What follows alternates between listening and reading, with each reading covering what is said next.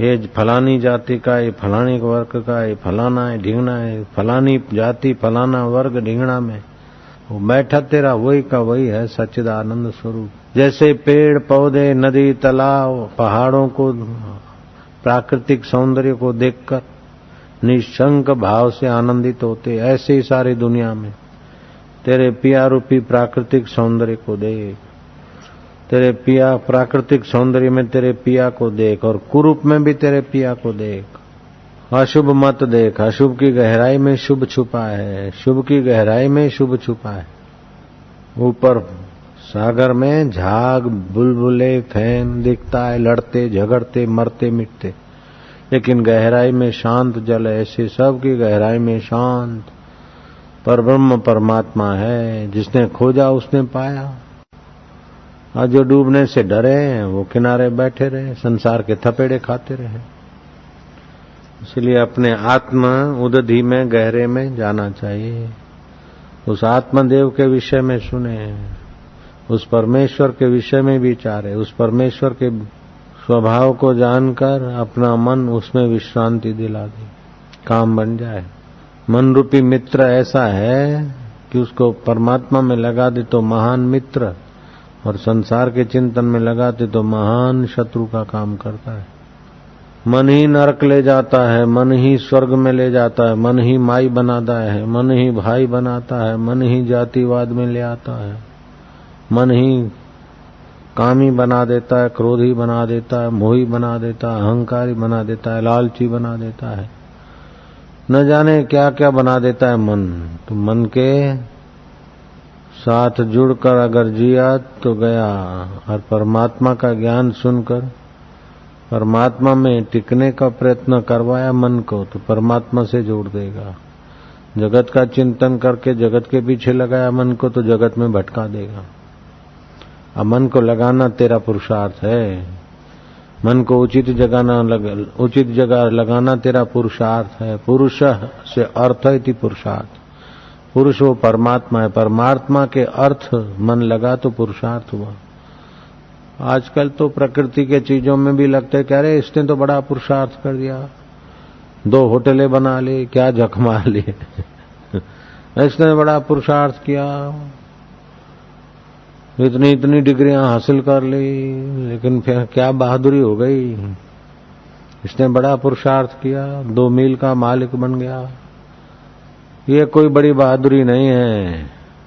बड़ी बहादुरी तो यह है कि अमिट में मन लग जाए।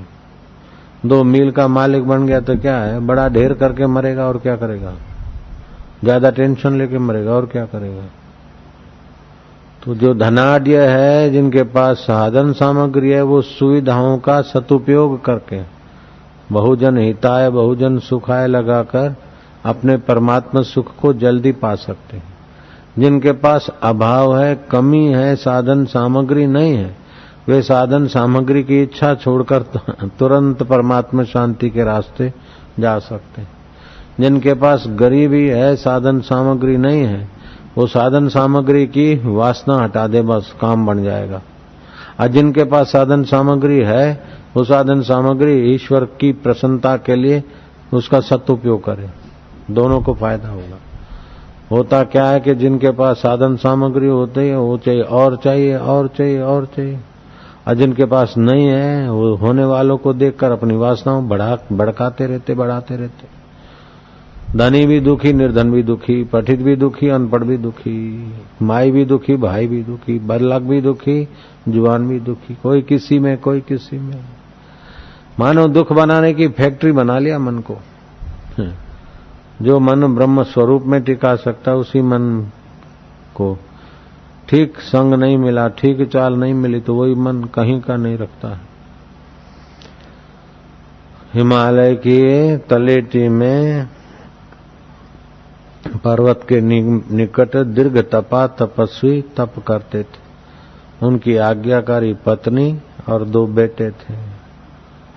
एक का नाम था पावक, दूसरे का नाम था पुण्यक। पावक जरा ज्ञानवान था पिता के नाम, पुण्यक जरा ऐसे ही था। समय आया और दीर्घ तपा ऋषि ने देखा कि हाड़ मास के शरीर का आयुष्य पूरा हो रहा है। अब इसका शरीर का आयुष्य पूरा हो रहा है, लेकिन जहां आयुष्य की कोई असर नहीं पड़ती, मैं तो वो नित्य शुद्ध बुद्ध आत्म स्वरूप हूं।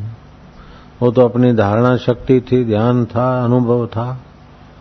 इंद्रियों को मन में, मन को बुद्धि में, बुद्धि को शांत स्वभाव ब्रह्म में।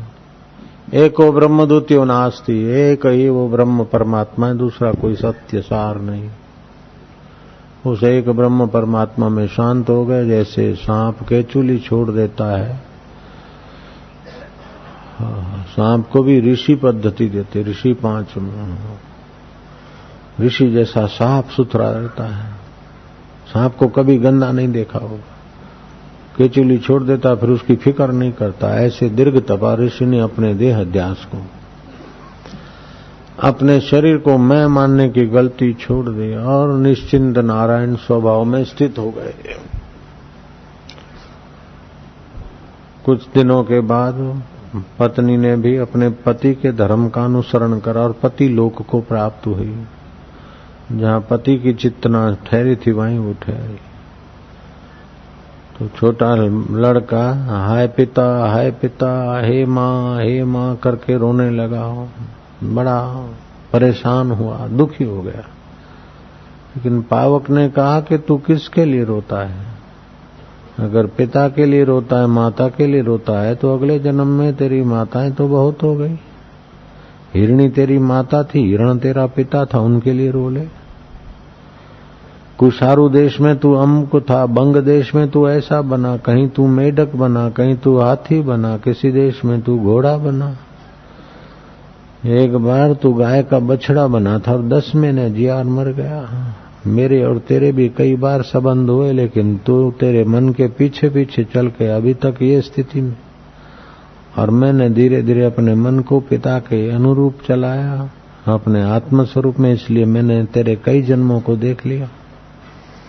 रोना है तो इस बात का रो कि मनुष्य जन्म मिला और तू अपने मन को, अपने आत्म स्वरूप को जानने में नहीं लगाया। पिता के लिए रोता है, माता के लिए रोता है, लेकिन पिता का वास्तविक स्वरूप क्या है, माता का वास्तविक स्वरूप क्या है, तेरा वास्तविक स्वरूप क्या है, उसको नहीं जाना, इसके लिए तू रो। अब तेरे रोने से उनका शरीर जीवित नहीं होगा, तेरे रोने से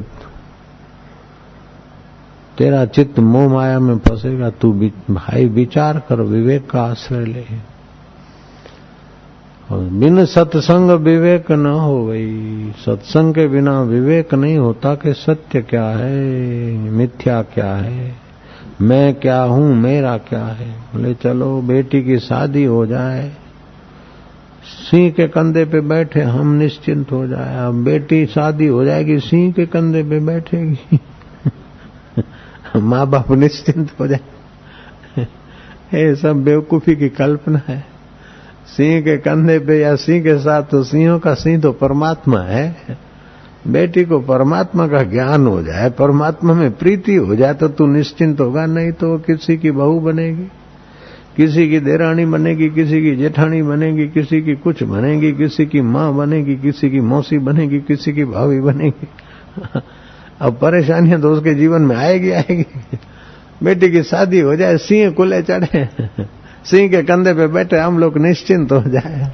अरे 6 महीने के बाद तो चिट्ठी आई कि माँ तो मैं तो मर जाऊंगी, मेरी देरानी ऐसी, मेरे पति मेरे खून ऐसा बोलते, मेरे ये होता है, वो होता है, ये होना है। हॉस्पिटल में नाम लिखा के आती, डर लगता है, प्रसूति की पीड़ा होने, ये सिंह के कुले चढ़ गई, सारे दुख मिट गए। नहीं, बेटी हो चाहे बेटा हो, भाई हो चाहे भतीजा हो, जब तक इस मिथ्या देह को मैं मानेगा, मिथ्या शरीर को, संसार को सत्य मानेगा और सत्य स्वरूप परमात्मा को नहीं जानेगा, तब तक दुखों का अंत हो ही नहीं सकता है।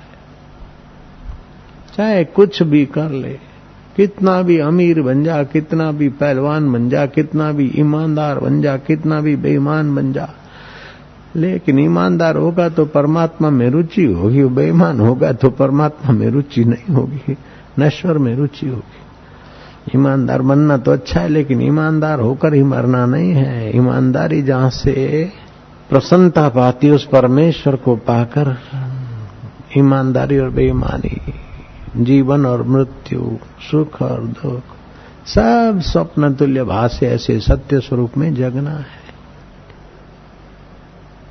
जिसको मौत मार नहीं सकती, शरीर का रोग जिसको छू नहीं सकता, विकार जिसे स्पर्श नहीं कर सकते, हम उस सोहम स्वरूप में शांति पा रहे। सभी में हम ही है वो सोहम रूप।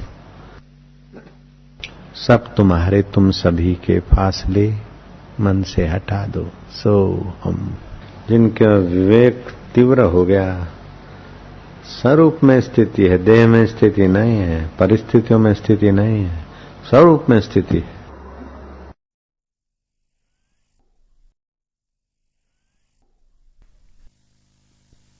जैसे मतवाला दुष्ट हाथी बिना अंकुश के नहीं जीता जा सकता, वैसे ही मन भी बिना ठीक युक्ति के नहीं जीता जा सकता। जो उचित युक्ति को छोड़कर मन को जीतने का उपाय करते हैं वे हठी हैं। उनको एक भय के पीछे दूसरा भय और एक दुख के बाद दूसरा दुख होता रहता है। जो बिना युक्ति के बलपूर्वक चित्त को जीतने का प्रयत्न करते हैं वे मूर्ख उस व्यक्ति के समान हैं जो कि उन्मत्त हाथी को कमल के तंतुओं से बांधना चाहते हैं। चित्त के ऊपर विजय प्राप्त करने की निश्चित युक्तियां हैं। मन को जीतने का युक्तियां हैं। साधुओं का संग, जिनका मन भगवान में है उनका संग, अध्यात्म शास्त्रों का विचार, प्राणों का निरोध और विषय विकारों से आवश्यकताओं बढ़ाने से थोड़े बाज आ जाए। व्यक्तिगत अपने लिए आवश्यकताएं वस्तुओं की कम करता जाए और जिन वस्तुओं में रुचि है भोगने की उसका ही दान करे, आसक्ति मिटती जाए। वही वस्तु छोड़े। पहले तो तीर्थ में जाते ना, जो प्रिय वस्तु है छोड़ो। तीर्थ का फल ही है कि कोई न कोई प्रिय वस्तु छोड़ो। ये प्रिय वस्तु आसक्ति है। आसक्ति मिटाने के लिए तीर्थ में जाते थे, नहाते थे और कोई न कोई प्रिय वस्तु छोड़ो। जिसको जो प्यारा है अधिक वो छोड़ो, क्योंकि अधिक प्यारी वस्तु ईश्वर से दूर करेगी और वो वस्तु या तो खप जाएगी या तो वस्तु को भोगने की सामर्थ्य खप जाएगी, वासना बढ़ जाएगी। और जिसको समझो मांस प्रिय है, मांस खाने की आदत ज्यादा है, तो मर जाएगा तो उसकी वासना तीव्र रहेगी, तो फिर उसको जहां खूब मांस खा सके उसी चोले में प्रकृति डाल देगी। शेर बन जाएगा, गीध बन जाएगा, मांसाहारी जानवर बन जाएगा। समझो किसी को द्वेष रहता है तो दूसरे जन्म में सांप बनेंगे, नागन बन जाते हो। आदमी होते तो नाग बन जाते, महिलाएं होती तो नागण बन जाती, सर्पिणियां। सर्प भी कई प्रकार के होते हैं, सैकड़ों प्रकार के। 97 प्रकार के तो सर्प बिना जहर के होते हैं, लेकिन फूंक मारने की तो आदत, गुस्से की आदत तो रहती है सब, आंधड़ी चाकण के सिवाय। जो कि उल्टी भुल्टी खाते ना, झूठ बोलते हैं, वो दो मुंह वाली सर्पिणियां बनती, आंधड़ी चाकण बनती, बिच्छू बनते हैं, और चाड़ी खोर है तो ऐसे बनते हैं। ऐसा ऐसे वर्णन आता है। उसका जैसा स्वभाव उसके अनुरूप की योनियों में प्रकृति उनको डालती। समझो बहुत कामी है तो या तो कबूतर के शरीर में, या तो बकरे के शरीर में, या तो भूंड के शरीर में। बहुत कामी और बहुत बच्चे चाहिए तो भूंड, और बहुत कामी है बच्चे नहीं चाहिए तो फिर बकरा। उसकी वो वासना पूर्ति के लिए वही योनि ठीक। और भी छोटी मोटी कई योनियां, कई पार नहीं। तो जो वासनाएं, आवश्यकताएं तो बहुत है, लेकिन उस सब में मुख्य आवश्यकता खोजनी चाहिए, और शाश्वत आवश्यकता। तो मुख्य आवश्यकता है कि हम सदा सुखी रहे, शाश्वत आवश्यकता है कि हम सदा सुखी रहे। तो जो सदा है उसको पालो, तो बाकी की आवश्यकता को महत्वहीन कर दो, तो इसमें बैठ जाएगा। इसलिए मुख्य आवश्यकता का ज्ञान और मुख्य आवश्यकता का मनन और करने के लिए मन को लगाना चाहिए, मन को जीतना चाहिए। तो मन को जीतने का उपाय जानकारों के अनुसार करना पड़ेगा, नहीं तो हाथी को कमल के तंतु से बांधने की बेवकूफी है। मन तो बड़ा बलवान है। तीर्थ में जाएंगे मन जीतेंगे, नर्मदा किनारे जाऊं मन जीत गया हूं, उधर जाके कुटिया बनाऊं मन जीत गया हूं, ये नहीं जीतेगा। मन जीतने के खास उपाय हैं। एक तो अध्यात्म शास्त्र का विचार, प्राणों का निरोध, वासनाओं को क्षय करना और साधु पुरुषों का संग। मन को जीतने का ये उपाय है, सरल और सार्थक। इसी प्रकार के और छोटे मोटे साधु का संग करेगा तो और छोटे मोटे उपाय अपनी योग्यता के अनुसार मिल जाएंगे। अपने ही ज्ञान और पुरुषार्थ द्वारा कुछ लोगों को ऐसा लगता है कि मेरे को साक्षात्कार हो गया। वो साक्षात्कार का आभास होता है। साक्षात्कार हो गया ऐसा तो हमको तो पता नहीं। और लड़का पढ़ता है मास्टर के पास और चिल्लाता है कि मैं पास हो गया हूं। मास्टर से पूछो, मास्टर बोलता मेरे को पता नहीं। तो फिर अपने मन से ही पास मान लेता है હું તો બ્રહ્મ છું, મન તો થવાનું તે થઈ ગયું બધું। साक्षात्कारની झलकને साक्षात्कार मानी ले। थोड़ा सा झलक, थोड़ा सा साधारण व्यक्ति की अपेक्षा थोड़ा सा मिल गया तो उसको मानते साक्षात्कार। ऐसा तो रोज सबको साक्षात्कार हो जाता है। ध्यान कराता हूं तब तो सबको आनंद आनंद आता है, लेकिन आनंद के मूल में टिकना भी है ना। परमात्मा का साक्षात्कार कोई साधारण बात नहीं है। एक जन्म में हो जाए तो बहुत अच्छी बात है, अगर 2 जन्म 10 जन्म भी दाव पे लगते हैं तो सौदा सस्ता है। ये वो अनुभव है, ये वो चीज है। भगवान का दर्शन हो जाए तभी भी साक्षात्कार करना बाकी रह जाता है। भगवान का दर्शन तो शाकुनी को, दुर्योधन को, कई राक्षसों को, कंस के आदमियों को भी हो गया था। क्या हो गया? साक्षात्कार अलग बात है। मंथरा को भी राम जी का दर्शन हो गया था। जीसस का दर्शन जुडास को, यहूदा को हो गया था। तो जीसस का दर्शन, जीसस के क्रोस को लोग गले में पहनते भगवान की। जीसस खुद थे तो क्या हो गया? क्या मिल गया? साक्षात्कार वो है कि जहां पे कोई प्रकृति का घटना सत्य ना दिखे, ईश्वर ही सार दिखे और वो अपने से अभिन्न निमित्त उपादान दिखे। सारे सृष्टि का अभिन्न निमित्त उपादान दिखे, वह साक्षात्कार है। और इन आंखों से नहीं दिखता है, ज्ञान से समझ में आता है। जैसे मेरे को कोई बोले कि तुम महाराज मारवाड़ी हो, छन्ना जी राघा जी पटेल हो, तो मैं बोलूं नहीं। सब आदमी कसम खाए कि तुम छन्ना जी राघा जी पटेल, तो नहीं मैं तो नहीं। मैं कौन? मेरे को पता है। साक्षात्कार का मतलब यह कि ब्रह्मा जी भी संदेह न कर सके। ब्रह्मा, विष्णु, महेश। मैं तो मन को जीतने की युक्तियां 4। फिर आगे क्या है? अपने ही ज्ञान और पुरुषार्थ द्वारा चित्त जितनी अच्छी तरह से शांत हो जाता है, वैसा न तप से, न तीर्थ से, न विद्या से, न यज्ञ से और न किसी विशेष अनुष्ठान से हो सकता है। अपने इस तरह मन जो परमात्मा में स्थिर हो जाता है, वो यज्ञ करने से, तप करने से, धन से, दुनिया की चीजें पाने से वो सुख या वो ऊंचाई नहीं आती जो अपना चित्त चैतन्य में स्थिर करने से आता है। चक्रवर्ती राजा बनने से वो सुख नहीं मिलता, वो मंगल नहीं होता। सारे विश्व में प्रसिद्ध होने से भी वो फायदा नहीं होता जो अपना चित्त चैतन्य में स्थिर करने से होता है। विश्व के बड़े बड़े उद्योगों से 2 क्षण परमात्मा में टिकना सर्वोपरि है। विश्व की तमाम संपत्तियों की अपेक्षा चित्त का परमात्मा में विश्रांति बड़ी संपत्ति है। एक महापुरुष बोलते थे कि परमेश्वर के लिए दुनिया को छोड़ना पड़े तो लात मार दे, छोड़ दे, लेकिन दुनिया के लिए भगवान को मत छोड़ना। भगवान के लिए दुनिया छोड़नी पड़े तो 2 कौड़ी की समझ के छोड़ दे, लेकिन दुनिया के लिए भगवान का रास्ता मत छोड़ियो। अगर भगवान का रास्ता छोड़ दिया तो दुनिया की चीजें रहेगी नहीं और भगवान भी मिलेंगे नहीं। दोनों तरफ से रीते रह जाएंगे, ठगे रह जाएंगे।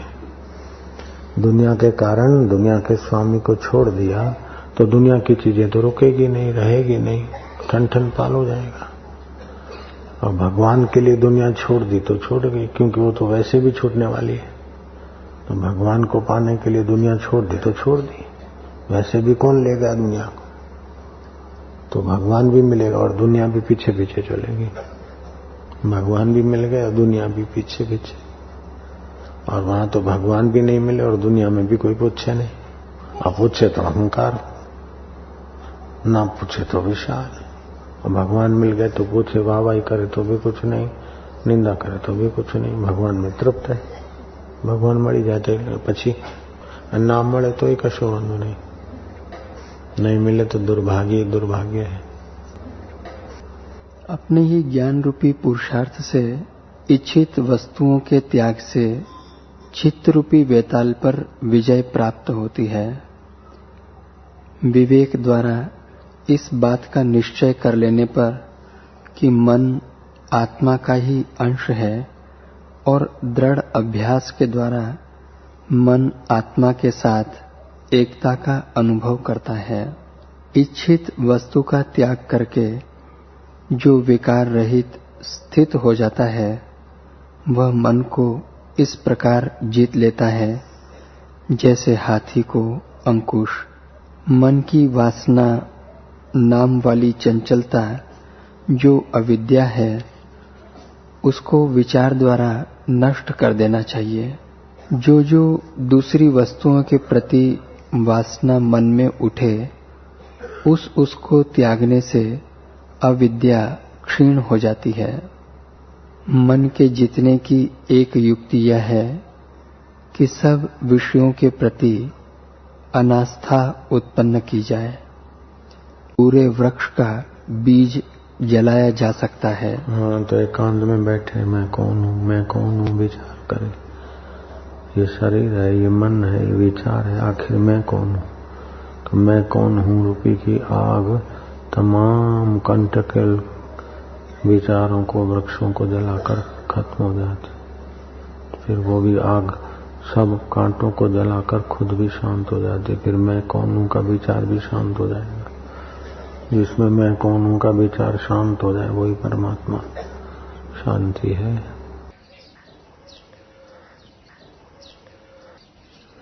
जिसके सब पाप नष्ट हो गए, जिसका रजोगुण तथा मन सर्वथा शांत हो गया है, ऐसे ब्रह्म स्वरूप योगी को निश्चय ही उत्तम सुख की प्राप्ति होती है।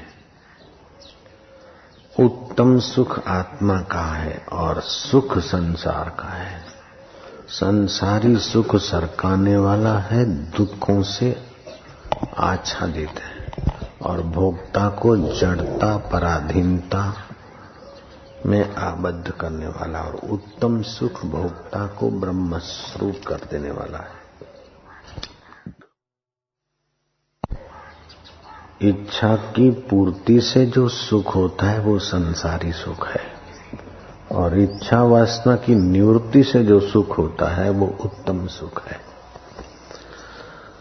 इच्छा की निवृत्ति से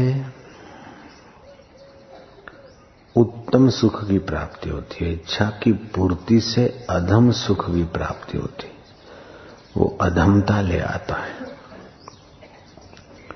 इच्छा पूर्ति में पराधीनता है और इच्छा निवृत्ति में स्वाधीनता है। तो भगवान कहते प्रशांत मन समहीनम योगिनम सुखम उत्तमम उपैति शांत रजसम ब्रह्म भूतम अकल्मषम। जिससे सब पाप नष्ट हो गए, देह को मैं मानना, जगत को सत्य मानना और वहां से सुख की खोज करना, ये सब पापों का मूल है। जिसने आत्मा को मैं माना है, इच्छा की पूर्ति नहीं इच्छा की निवृत्ति के रास्ते लगा है, उसके सारे पाप नष्ट हो जाते हैं। रजोगुण तथा मन उसका सर्वथा शांत हो गया है। ऐसे इस ब्रह्म स्वरूप योगी को निश्चय ही उत्तम सुख की प्राप्ति हो गई है। स्वर्ग का सुख भी उस योगी के आगे उत्तम नहीं है। चक्रवर्ती राजा होने का सुख भी उत्तम नहीं है। अभी योग वशिष्ठ में पढ़ा कि पाप संस्कार से, पाप वासनाओं से और पाप संस्कार से उपद्रव प्राप्त होते, दुख प्राप्त होते। पापी और विषय विकारी व्यक्तियों का संग अगर साधु भी करता है तो वह असाधु हो जाता है, और संसारी लोग भी साधु पुरुष का संग करते हैं तो उनमें भी सद्गुण आने लगते हैं। इसलिए संग की महिमा समझकर उत्तम संग करें। जिन्होंने उत्तम सुख पाया है ऐसे उत्तम पुरुषों का संग करें।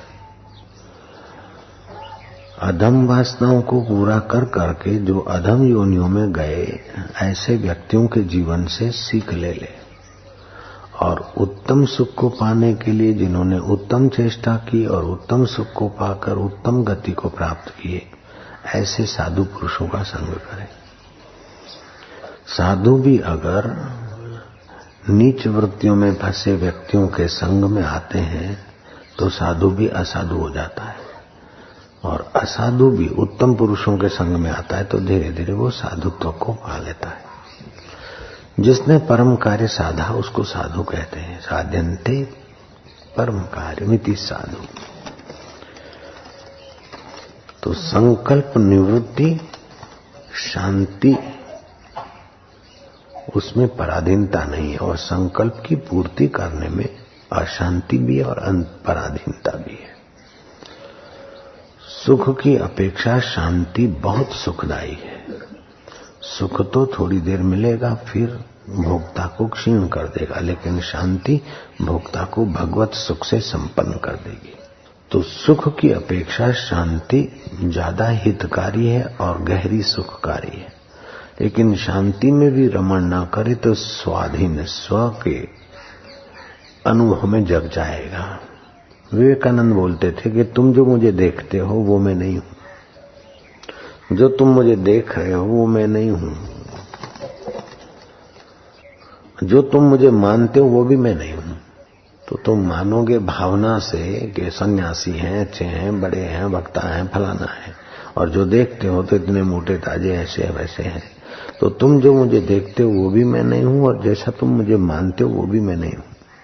तो मैं क्या हूं कि अनंत अनंत सूर्य, गंगाएं, अनंत अनंत नक्षत्र, ग्रह, तारे, पृथ्वियां, जिसमें एक गेंद की नाई विचलित हो रही है, और अनंत अनंत आकाश जिसमें है वो मैं हूं जहां वाणी नहीं जा सकती। मुझको जानना हो तो मुझको समझना पड़ेगा। मुझे जो देखते और मानते हो वो मैं नहीं हूं। करने की शक्ति, जानने की शक्ति, मानने की शक्ति है तो सेवा कार्य करके वासनाएं हटाएं। सबके हित में कार्य करने से करने की शक्ति का सदुपयोग होता है, करने की वासना मिटती है। करना ही है तो वासनाओं का त्याग करो, करना है तो सेवा करो, करना है तो अहम का त्याग करो। संसार का स्वरूप जान लो कि परिवर्तनशील है, मिथ्या है। क्षमाशीलता अपने स्वभाव में लाओ। अपने दुख का कारण किसी को मत मानो। जो लोग अपने दुख का कारण दूसरे को मानते हैं वे लोग जलते रहते, तपते रहते। अपने दुख का कारण दूसरे को मानेगा, उसका दुख बढ़ता जाएगा, घटेगा नहीं। अपने दुख का कारण अपना अज्ञान है, अपने दुख का कारण अपनी नासमझी है, अपने दुख का कारण अपने कर्म है। जो लोग अपने दुख का कारण दूसरे को मानते उनके चित्त में द्वेष बना रहेगा। वे तपते रहेंगे, जलते रहेंगे, पचते रहेंगे, फिर ऐसे पचन और जलन में क्रैक हो जाएंगे। तो अपने दुख का कारण दूसरे को मानने वाला आदमी हिंसक हो सकता है, निंदक हो सकता है, दुखी होगा। अपने दुख का कारण दूसरे को नहीं मानना चाहिए। अपने दुख का कारण अपने कर्म, अपने दुख का कारण अपनी समझ, अपने दुख का कारण अपनी बेवकूफी मानकर उसको हटाना चाहिए। जो दूसरों को अपने दुख का कारण मानते हैं उनकी बेवकूफी बढ़ती है, उनका दुख बढ़ता है, उनकी हिंसा और अशांति बढ़ती है। को काहू को नहीं सुख दुख करी दाता, निज कृत कर्म भोगत ही मराता। कोई किसी के दुख सुख का कारण नहीं, अपने ही कर्म, अपने ही विचार। जिसको देखकर तुम दुखी हो तो ये मेरे ऐसे हैं, शत्रु हैं, वो किसी के लिए तो हितकारी है। जिनका जैसा भाव, करनी आपो अपनी के नेड़े के दूर।